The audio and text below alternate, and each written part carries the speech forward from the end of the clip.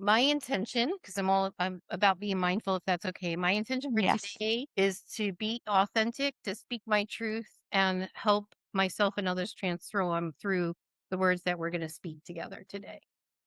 Beautiful. That is a perfect way to start the podcast. I'm going to keep that in there. Hello, lovely souls. Welcome back to the Awakening to Your Soul Self podcast. I have Lorilyn Alden here. She already started the podcast without even trying. I love it.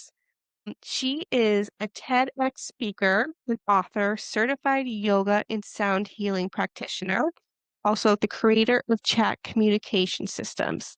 Her journey is amazing, and we're going to dive right into it. We're going to talk about everything that she wants to talk about, whatever spirit's going to bring through. We've already been chatting for a few minutes, and I feel like this is going to be a really kind of juicy episode, not in like a gossipy way, but like in a beautiful, transformative way. Welcome, Laurelyn. Thank you, Christina, for having me. I'm so excited to be here today. Yay! So, all my guests, I ask the same question to everybody. Let's go. So, tell us a little bit about yourself and share your spiritual awakening story, moment, journey. And if you don't have one, then just kind of give us kind of quick synopsis of where you are today. Okay. Wow, that's a lot. All right. I'll check in with you along the way. Yes. Let's see. I would say that my spiritual journey started back in 2000. 2000. I was selling Pampered Chef at the time. I met a young lady named Leanne Wilson, and she was the first coach I ever was introduced to. And she is more spiritual, metaphysical, psychic, intuitive. And she had this program that she introduced me to. And it was the first time I was being coached. I'd never heard of a coach. I didn't know a coach. And she encouraged me to read The Power of Now. So that was like the first book that started the rest of my work between 2000 and current. Yeah. That's how I got started. Yeah. Amazing. Yeah. I did a program called Landmark Forum. I don't remember what year it was, maybe 2012, somewhere along there. And it was like a whole weekend where you go in a room and they challenge all of your limiting beliefs. Like it's head on. It's like I called it self-help on speed because it's like you're there for 12-hour Right. days. And I got very involved in that program. I did went on to be to their advanced class and their leadership class all along the way, having these amazing aha moments, really stepping into my power. Then I discovered human design. Ooh, yeah. I love human design. I've been studying it for over a decade. Wow. Yeah. Yeah, I find that human design has so many little rabbit holes that you can jump down and never come out of. And my current coach. I've had a couple of coaches in human design. The one that I've been with now, I've been with her for a few years, and she still challenges me. I'm still learning about myself. It's a work in progress. I really try to live in alignment with my design. Yes. Yeah, easier I've said been than trying to done, do the same thing. right, Christina? It's easier said than done. Yes, it is. What just out of curiosity, what do you know what your type is? And your Yes, I'm a manifesting generator. oh, you got the double whammy. Are you also Mhm. emotional? Yes. Oh, so you got a triple whammy. Okay. Yeah. For those for those of you who don't know, manifesting generators, they have to wait for something to respond to. They have to inform anybody who's going to be impacted by it. Then she Yes. also has the emotional authority, so she has to wait till she has emotional clarity to move forward with her yes. So I call that the triple whammy. It definitely is.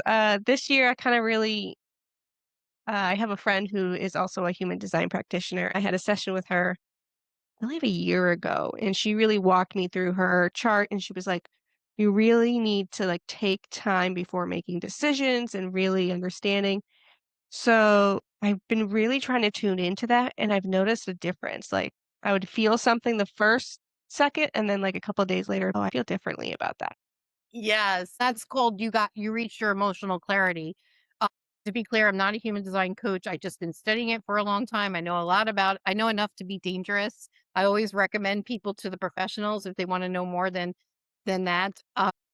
But I'm a generator 4-6 profile, so I am an opportunist and a role model. That is what I'm. And as a generator, you have to wait to respond. So you have to wait for things to come in, like how we met, right? The podcast sent me the podcast guest Yep. email, featured you as one of the people I saw you, you were gut yes, I slept on it, and then I sent in and then we connected. So that's the correct way. Now, there have been times that I have forced things instead of Yeah. listening and waiting to respond and listening to my inner knowing, right? That gut yes for me and you as generators, we have a gut yes.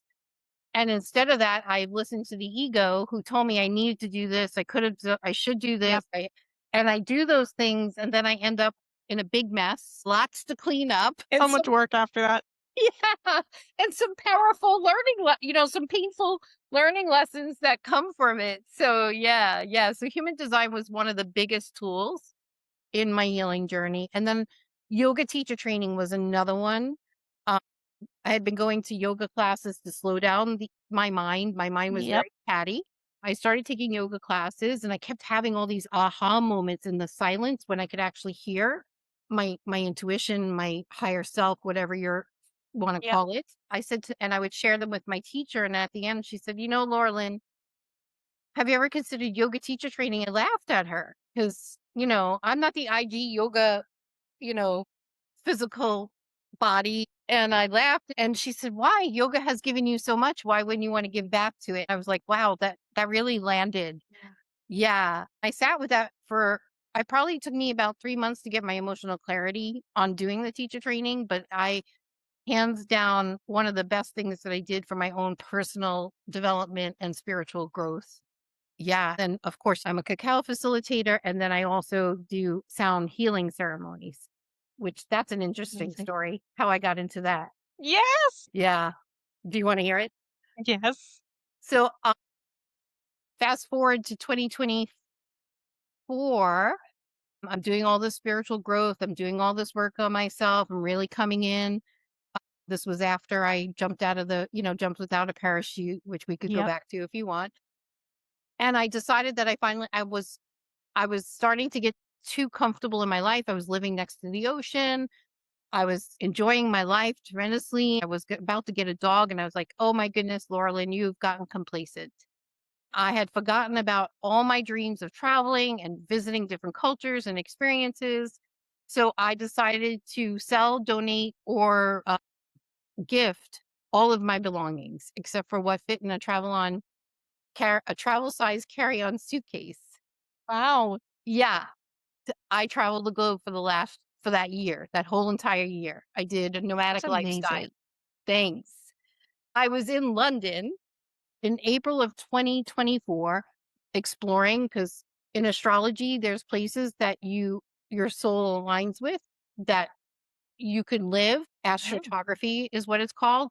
I was on a journey to go visit the places that my soul would have the best alignment to. And amazing. yeah, one of those places was London. And so I'm in London and I decide I'm going to go to the sound bath.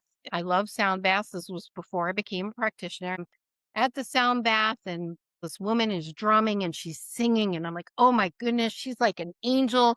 And here in the States, we don't hear as many people sing during sound baths. But Yeah. in Europe, it's very popular to do vocal Okay. toning. Uh, all of a sudden, I hear spirit say to me, you're going to take sound healing class. I was like, no, no, I'm not. Spirit was like, yeah, you are. I'm like, no. Then I'm like I'm arguing with it, right? The spirit. I'm like, why? And it's like, oh, to get your voice to, really stand in in your power in your voice, reconnect you to your voice. I'm like, I'm a professional speaker. I wrote my memoir. Like, I feel like I have my voice. I don't know what you're talking about. Right.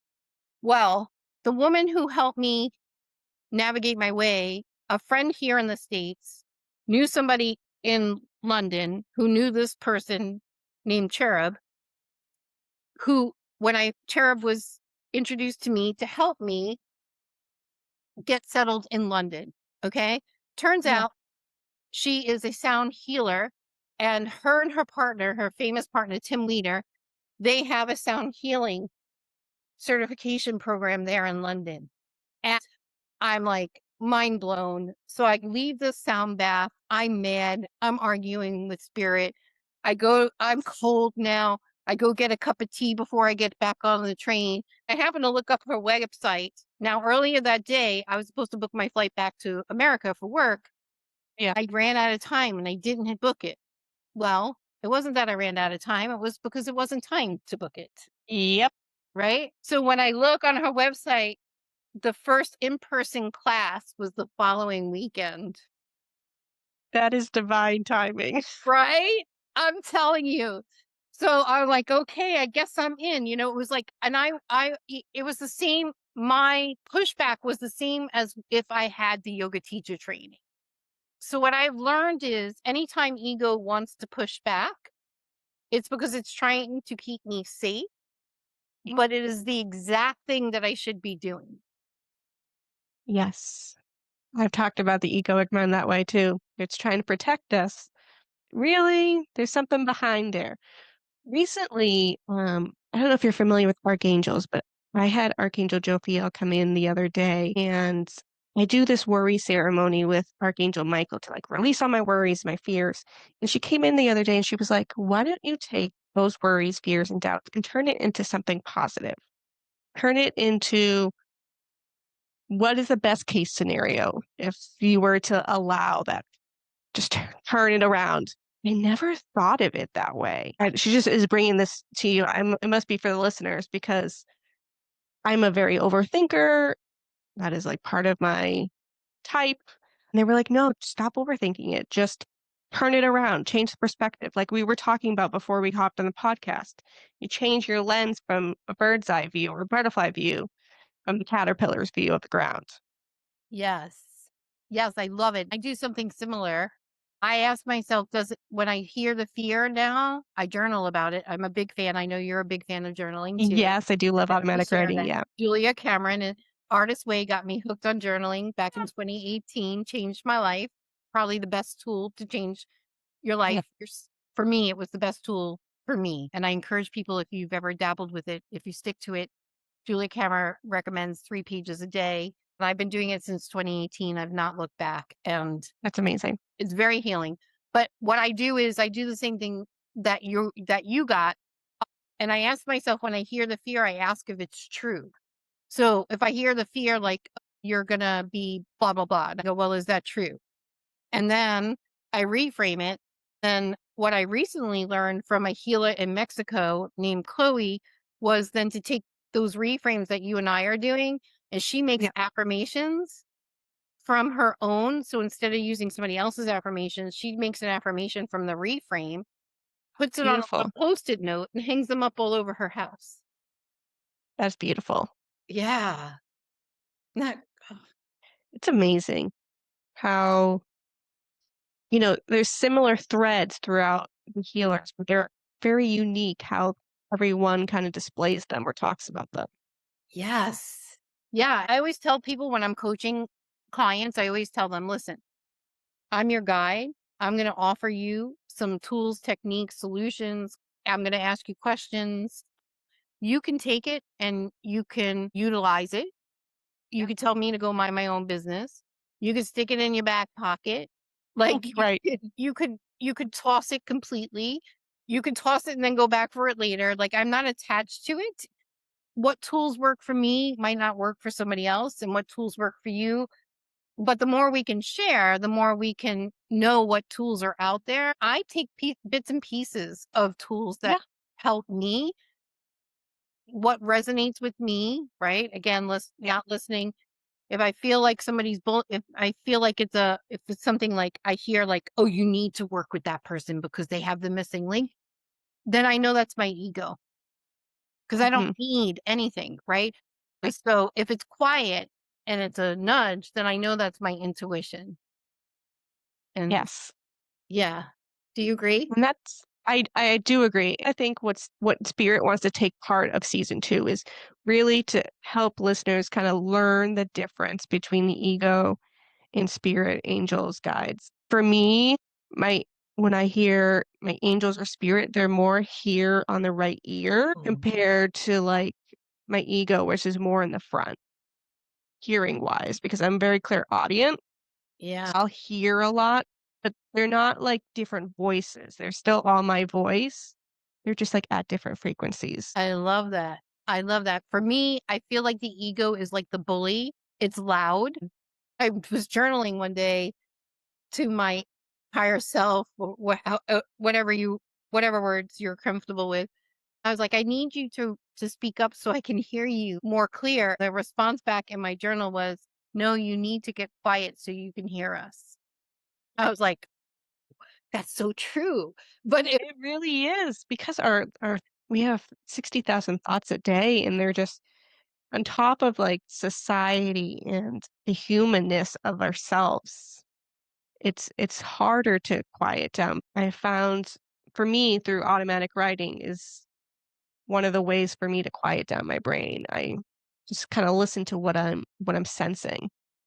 yeah, I have a curious question. When you automatic write, do you write with your opposite hand? I don't. Do Oh, you? Uh, that's how I was taught. I don't do it that often because sometimes I write and I go back and I was like, what is that? I find journaling gets me to most places I need to be. Haven't fully played on with that, but I was just curious that, if you used your opposite hand when you were doing automatic writing. I don't. I use my right. My right is my dominant. I do like this weird, like cursive print mushiness, if that makes sense. Like only Yeah. I can read it. For people that don't know automatic writing, you just kind of write whatever you're sensing. You don't edit anything whatsoever. You just kind of write. And at the end, then you'll read it. And or sometimes I'll type it. Sometimes I'm at work during lunch and I just hear like, do some automatic writing and I don't have a pen or a paper. I start typing it on my phone. Uh, but you just kind of let that whatever information come through like peacefully. If something else comes through, like that's not from spirit, I always say if it's just a other thought, like, or egoic mind, put it in a basket and send it down the river. Mm. Oh, I love that. It was one of the first visualizations I had in a meditation, which I don't always visualize in meditations. That's just not one of my stronger gifts, but that one stuck with me. Sometimes you just gotta keep whatever comes through. Yeah. Yeah. Sometimes like you keep it and then like sometimes I'll forget things and then in the right moment I'll be reminded of it, or like I might forget it and then I'm talking to a client and I'm like, "Oh, you know what might be good for you?" And then I'll pull out a tool that I haven't used in whatever amount of time. So I always trust that what I need to know comes to me in the moment that I need it, if that makes sense. Absolutely. I always say whatever's meant to come out is gonna come out. Yeah. Last season, I used to record with headphones, but I found that I couldn't hear them as well with the headphones in. So this season, I'm not recording with headphones on. I love it. I love it. Wow. Yeah. I would love to ask you a few questions. We're going to kind of dabble Sure. throughout all your different gifts that you have because you just have Okay. so many. Love your energy. I hope all the listeners love it as well. Me too. I feel like if they're tuned into this episode and they listen this far, then they're here for a reason, that what we're talking about is resonating with them and it's the time for them to hear whatever might be shared. Yeah. And just open to knowing that the right people will be listening. I'm excited Yes. that they're here. So if you're listening, thank you. Thank you. So in this season, I talk about kind of identifying the egoic mind voice versus our intuition, spirit voice. Uh, kind of what does that look like for you? Like, how do you know your inner knowing or what you're listening from spirit? I know we just touched upon this, but I'd love to go a little bit deeper into it. Yeah. For me, it's quiet. The inner knowing comes in when I am quiet. I hear the voice, but I don't hear a voice. It's like I'm having a conversation, but there's not like it's like It's like your thoughts, it's a maybe? message, but it's not an audible voice that I hear, but I'm like, "Oh, okay, thanks for sharing that idea." Like, it's an Oh, idea that comes interesting. in, if that Yeah. makes sense. It usually a lot happens when I'm in the shower. I think that's common for a lot of people. I don't know what it is about the shower, but it's the water. I'm assuming that it's easier to move through the water. It happens mostly when I'm quiet, and also it happens in my body. Most of us have intuition, And we've been conditioned, because I know social conditioning is part of what you educate people about too. So a lot of it, I have disconnected from my body because of my early childhood journey and things that I experienced along the way in my life. I disconnected from my body, so it was really hard for me to listen to my body cues. Like, you ever meet somebody and the hair on the back of your neck stands up? Like, Yep. your body knows before your brain can catch up to it. So, really, it's about honoring. For me, my newest challenges is honoring my body, listening to my body, and to reconnect with my body. And in simple form, like, I would not, if I had to go to the bathroom, but I was working on an article and I didn't want to lose my creative jam, I would like Yep. wait until the last minute and then I'd be running to the bathroom. Then I realized like my body's mad. Like my body doesn't want to be treated like that. Right. Like, and so I had to start out with baby steps of reconnecting with my body, just with the fact of, oh, my body's hungry. Oh, my body needs to use the restroom. My body, oh, that conversation that, ooh, that kind of twisted my stomach. Or how do I feel in people's presence? Because the body, for me, the body knows before Yes. my mind catches up to it. So really connecting. And I was so disconnected from my body at one point, Christina, that my allergies got, my nervous system was on overdrive. All the Mhm. stimulation of nomad lifestyle, traveling from place to place, changing places every couple of days, changing what country I was in. It caught up Yeah. to my body, and my allergies to cat went from itchy eyes to then I started to break out in hives. Then towards the end of it, I had anaphylactic shock. I didn't know. Wow. Yeah. I walked around for a week before I sought medical help. I just chummed it up to, because I was conditioned, suck it up, buttercup. You'll get over it. It's just this. When I went into the doctor's office and then they realized where I was, and all of a sudden, like, people are coming in, they're stabbing me with things. Like, I had no idea. That's when I realized, oh, Laura Lynn, you really got to work on the connection with your body. You really got to ground down. I've been so conditioned to just keep on keeping on, suck it up, buttercup, survival mode, that I disconnected from my body and it was sending me messages and that I had been ignoring. I literally had to say to myself, like, you almost choked yourself out. Like, it's time Yeah. to like pay attention. So for me, I believe that to get back to your question, my intuition comes through my body. It's also like this, it's like, I don't know if it's images. The funny story is I heard one day that I should bring an extra pair of shoes. I was going out, I was running late, Yep. and I heard I should bring an extra pair of shoes. I was like, I don't want to go back in the house to get an extra pair of shoes. Yep. So I left. I stopped at the gas station. I was walking in to pay or do whatever. My Yep. foot got stuck on a sticky spot and my heel broke. I had no Oh, extra pair of shoes. So now when I hear do this and I'm running out the door, you go do it. do it. Or it's like for me, I have a story where I was coming home and it was like just a long day from work. All I heard was take the right, like don't go straight your normal way home. I was like, really, Spirit? Like, I just want to go home. They're like, no, take the right. I said, okay, take the right. And as I was taking the right, not only did I avert an accident up ahead, but the song came on. The lyrics was a perfect message that I've been trying to ask Spirit to give me. And I was like, all right, Spirit, you made your point. I'll listen now. Yeah. Yeah, you have enough of those, because that wasn't the shoe incident, wasn't the first time that spirit told me to do Yes, something I that I know. but it was the time that I was like, "Okay, now I'm gonna do it when spirit tells me to do something." I don't argue with I try.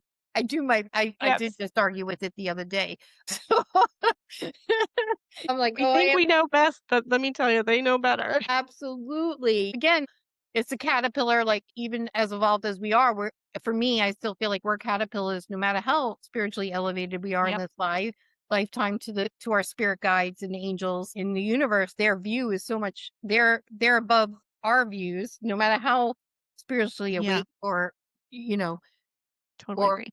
educated you are. I feel like they know knowledge that we might not even know. It might not even be this lifetime. So yeah, so surrendering to that, and it's easy to Surrendering surrender. is hard. Let me tell you, I don't do it all the time, but Um, when I do, I'm like, "Phew, I did it. Okay, I surrendered." Then when I don't, I'm like, "Ugh, I should have just surrendered." yes. Because it's easy, like they say, there's always that raft, the rapid, when you're in those rapid waters. And they say when you fall out of the raft and you're in the waters to just don't fight the current, just flow with it and you'll go Float. downstream. When you fight it, you end up getting exhausted and you could possibly drown. So I use that kind of analogy to remind myself, "Look, you're out of the raft and you're fighting. Like, Oh, that's a good analogy. right? Like if you're in the That's a good raft, one. you're just following Just you're in the just flow, float. right?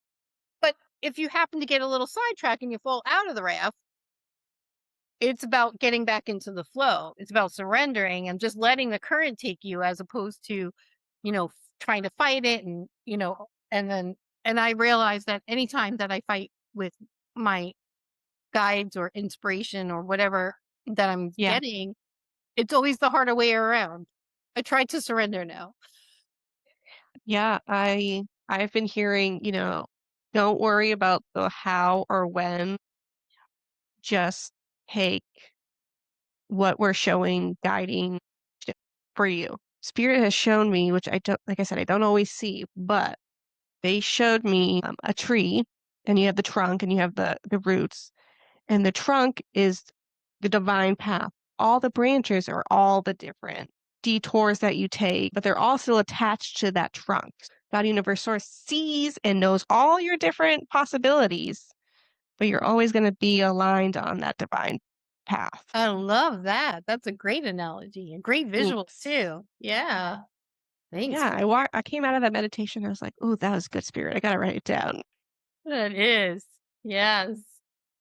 So I would love to talk a little bit more about human design because I just love it. I don't feel like it's a line for me to I'll know all about it, but I love to know like little tidbits about it. So can you give us like a small little like mini one-on-one about human design? Sure. I'll do my best. Again, this is not my lane, career lane, but I've been studying it for 10 years. So I feel like I could give you a little synopsis of it. Yeah. If somebody might believe that we have created a soul contract before we come here to earth and we're up in heaven and or heaven or universe, whatever you want to call it. And we're working with our soul team and we're like, oh, I want to come to earth and I want to learn this lesson, this lesson, this lesson. Right. You make agreements with other souls. Oh, I'm Yep. going to be your villain this time and I'm going to be your hero and I'm going to be your challenge. Right. You make all these agreements. It's going to be fun. Uh, and then that's what creates.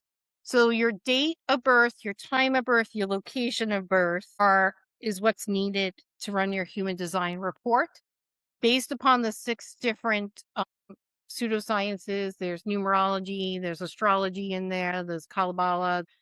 There's six of them. I don't remember them off the top of my head, but there are six different sciences that come together to create the methodology behind human design. The exact moment and the way that the stars and the planets were lined up is what creates your blueprint for life. We come into this world and we're not handed a manual on who we are and how to get through life. I feel like human design provided me that manual on myself to really understand and dive in. So, in essence, it's a blueprint of the contract that you agreed to before incarnation. Then there's, five different types. We talked about there's the generators, which is what I am. I'm the busy bee, which means that Yep. when I say yes to the right things, that I have a tremendous amount of workforce power that I can get things done. Huge manifester. I can manifest quickly when I say yes to the right scenarios. That's the Right. whole key. Then there's manifestors. These are the people who would just go out and get things done. That's the motto, just do it, was made for Yes. manifestors. Not necessarily blanket statement for all human beings, because just do it doesn't work for all of the five human Right. design types. Then there's yours, which is the manifesting generator, which we talked about briefly before. Yes. Then we have the projectors. Projectors, and I must say, Generators and manifesting generators make up 73% of the population. Right. So just to give you a number. Then we have the projectors.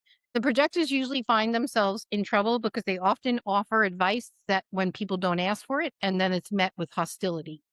So yeah. So if you have somebody and they offer you advice, unsolicited advice, that projectors are here to direct us, but they have to be invited to do it. When they're not invited to do it, they're met with resistance. And then that Gotcha. creates bitterness for them. So they're how they know they're not on the right path is when they experience like a bitterness. And then the reflectors, oh my goodness, they are the hardest human design. They're also only 1% of the population. Michael Jackson was believed to be a reflector. Wow. Yes, very, very sensitive. They have to take 30 days before they make any decisions. Wow. I know. Can you imagine trying to live in our society being a No. reflector? I'd like to buy that home, but I need 30 days to think about it. Like 3 days is a lot for me It because I is am a such a lot. people pleaser. I'm like, "I gotta make this decision right now." My body's like, "No, you don't." No, you don't. Yes, I will reiterate that for you, especially because you're a manifesting generator. You got to hear the sacral yes. You have to wait for your emotional clarity. People pleasing is overrated. I was a people pleaser. I tell people I'm a recovering people pleaser. So yeah, I'm really passionate about helping people pleasers not be people pleasers. I am learning. Spirit is teaching me. Yeah. So that's I guess that's it. Is that good for you? Is that a Yes, good that's explanation? perfect because I Okay. wanna touch upon your other things that you do. Okay. So, yoga, I have to say, I'm not great at it. Don't do it as often as I want to, but there's something about it.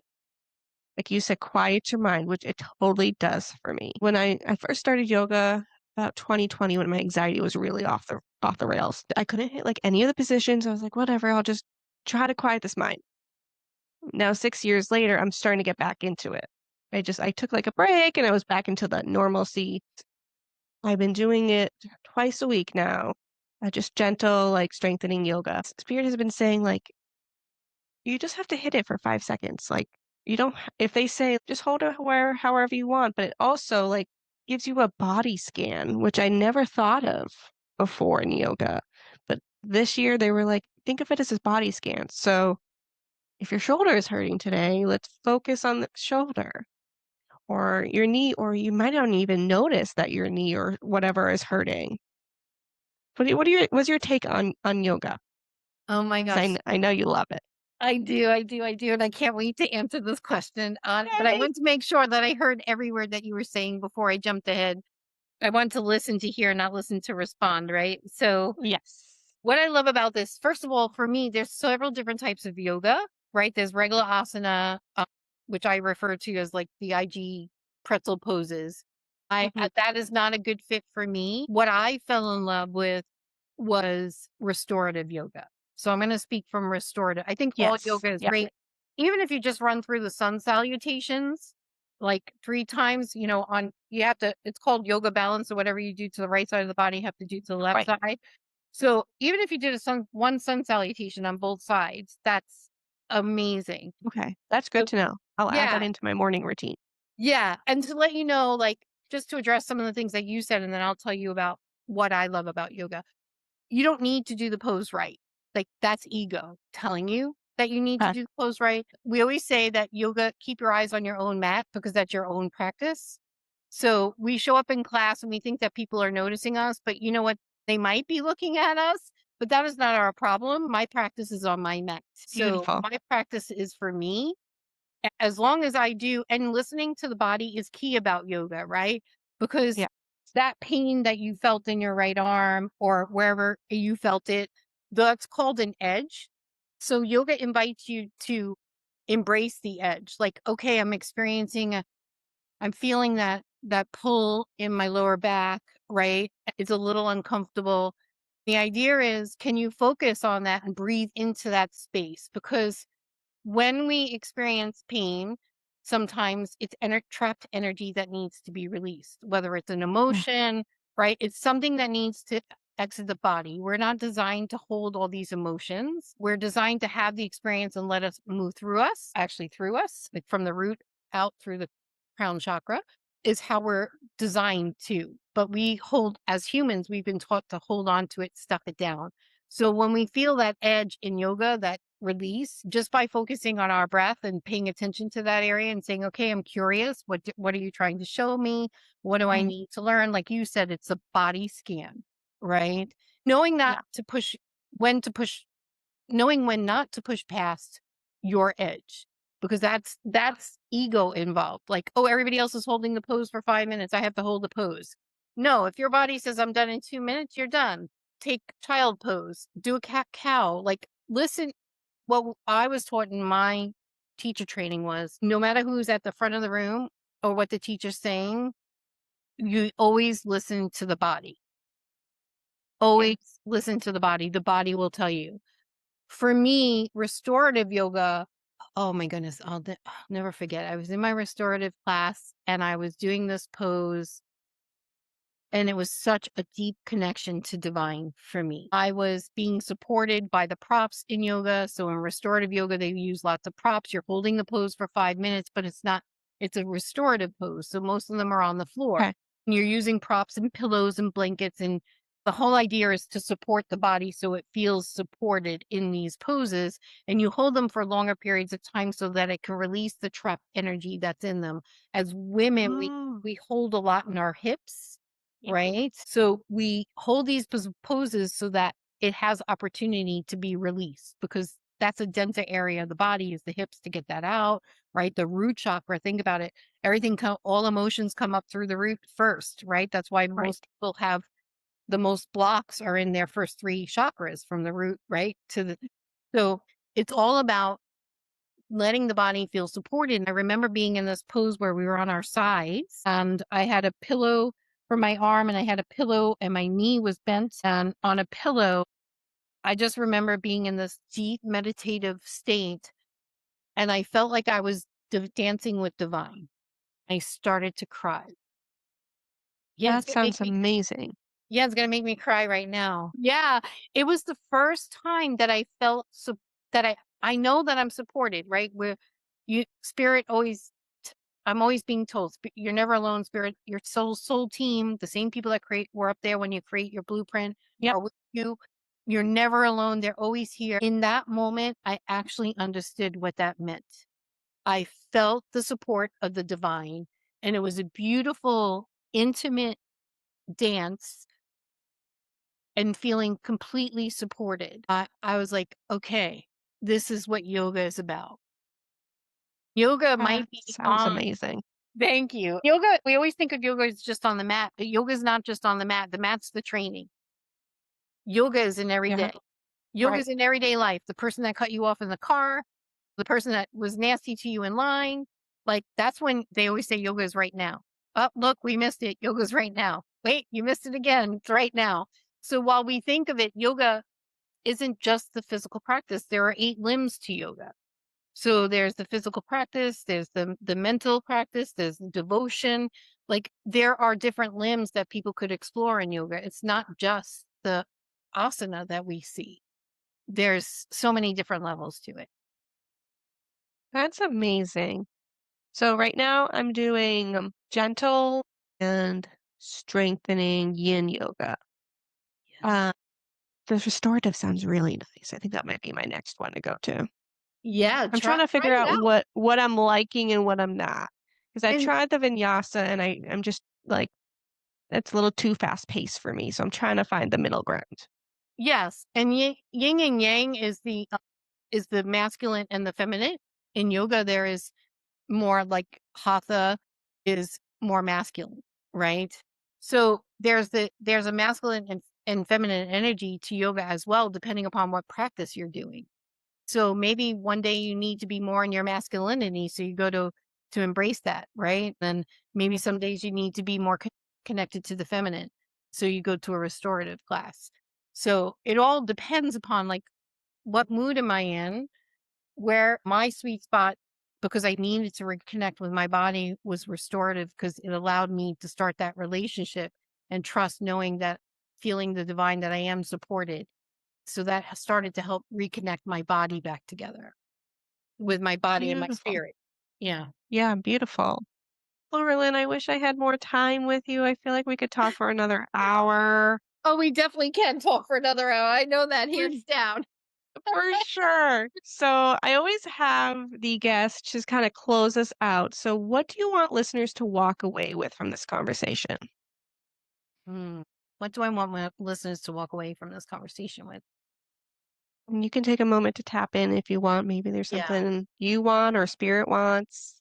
I really feel that I want the listeners to experience the calmness of connecting with their inner guidance, their authentic selves. I really want them to learn how to listen to that as opposed to the bully ego, and then to stand in their truth confidently. Because when we connect to our higher source, to our self, to our inner knowing, it's an inner knowing. There's no denying it, right? Yeah. And I find that, especially as a communication expert, I find that when we speak our truth, it doesn't matter whether you know my methodology or not, but when we speak from a place of our truth and our knowing, yeah, you can't argue with it. The other person can't argue with it. Right. Yeah. So them to be connected to, reconnected, because I tell people all the time, I don't feel like we're lost. I don't feel like we need to find ourselves. I feel that we need to, my word for this year is remember. I need to remember who I am, remember all the possibilities that I don't know, like remember, just insert remember wherever. That's my year, and Yeah. it's about reconnecting to our voice because when we're born, we know our voice. Yeah. Then conditioning, right? Societal conditioning, Yeah. schooling, education, well meaning parents, and we get disconnected from it. Remembering who you are, connecting with your inner knowing, and speaking your truth is what I would love for listeners to hear today. That's beautiful. Well, friends, I hope you were listening to the whole conversation. I know we kind of beat bopped, felt spirit all around and wanted us to talk about a lot of different things today. Laurelyn, where can they find you and any of your work?